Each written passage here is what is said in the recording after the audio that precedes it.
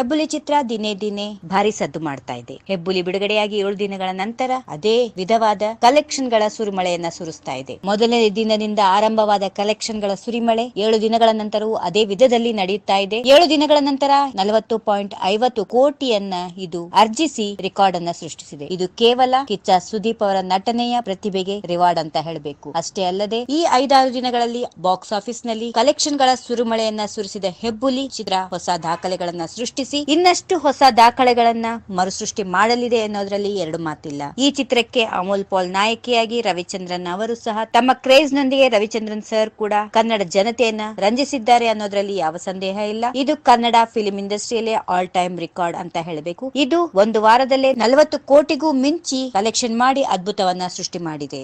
If you like this video ಬೇಗ like ಮಾಡಿ, comment ಮಾಡಿ, ಶೇರ್ ಮಾಡಿ ಹಾಗೂ ಯೋಯೋ ಟಿವಿ ಕನ್ನಡವನ್ನು ಸಬ್ಸ್ಕ್ರೈಬ್ ಮಾಡಿ.